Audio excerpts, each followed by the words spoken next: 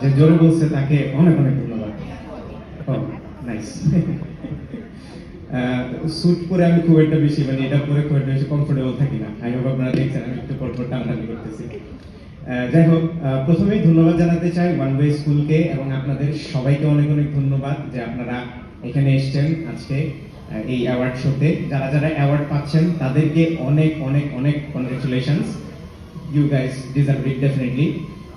আমি খুব বেশি কথা বলবো না, কারণ আমি যতটুকু শুনলাম যে আজকে একটু অ্যারেঞ্জমেন্টে ঝামেলা হয়ে গেছিল, যে কারণে টাইমটাও একটু পিছিয়ে গেছে। তাই আমি একদমই সংক্ষেপে দু একটা কথা বলবো। প্রথমত, এখানে অনেকেই আছেন যারা অনেক সিনিয়র, অনেক আগে থেকে কাজ শুরু করেছেন, আপনারা তাদের কথা শুনছেন এবং আমি যাদেরকে দেখে অনুপ্রাণিত হই বিভিন্ন সময় তারাও এখানে আছেন। আমি ইকবাল ভাইয়ের কথা বলবো। ওনাকে দেখে আমি অনেক অনেক বেশি অনুপ্রাণিত। ওনার সাথে বেশ কয়েকবার আমার দেখা হয়েছে, কথা হয়েছে। এন্ড আমি যেটা মনে করি আপনারা এই ইভেন্টে আসার পরে সবচেয়ে বেশি উপকৃত হচ্ছে যে বিষয়টা দিয়ে, সেটা হচ্ছে এই অনুপ্রেরণাটা নেওয়া। কারণ দেখুন, আমি যখন একদম শুরু করেছিলাম 2010 সালে, প্রথম আমি ঢাকায় এসে এই টেক নিয়ে ঘাটাঘাটি শুরু করি, একটু আধটু শেখার চেষ্টা করি। এন্ড 2012-13 সালের দিক থেকে আমি যে ভিডিও বানানো শুরু করি এই বিষয়ে, এটা হয়তো আপনারা সবাই জানেন, আমি প্রায় বিভিন্ন অনুষ্ঠানের মধ্যে বলি।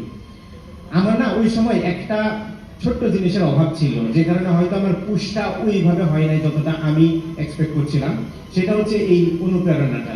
মানে বাংলাদেশে ওই সময় অনেকেই ছিল কাজ করতো, কিন্তু কেউ ওইভাবে পাবলিকলি আসতো না, কিংবা ধরেন কন্টেন্ট ক্রিয়েশন বলেন বা অন্য যে কোনো প্ল্যাটফর্মে নিজেদেরকে প্রেজেন্ট করার কথা বলেন, ওই জিনিসটা না ওই আর্লি টাইমটাতে ছিল না, যে কারণে হয়তো অনুপ্রেরণাটা অত বেশি আমি বাংলাদেশি কারোর কাছ থেকে পাইনি। কিন্তু এখন প্রতিনিয়ত আমি পাই, যে কারণে আমি যারা নতুন এখন শুরু করবে তাদেরকে মনে করি লাকি, এবং যারা সিনিয়র আছেন অবভিয়াসলি তাদের থেকে আমরা সবাই শিখবো সবসময়। এবং আরেকটা জিনিস আমার এখানে বসে বসে আমি ভাবছিলাম যে দেখুন, সবাই অনেক সময় বলে না যে আমার এইটা নাই, ওইটা নাই, এইটার অভাব, ওইটার অভাব, আমার কাছে এইটা নাই তাই আমি করতে পারছি না।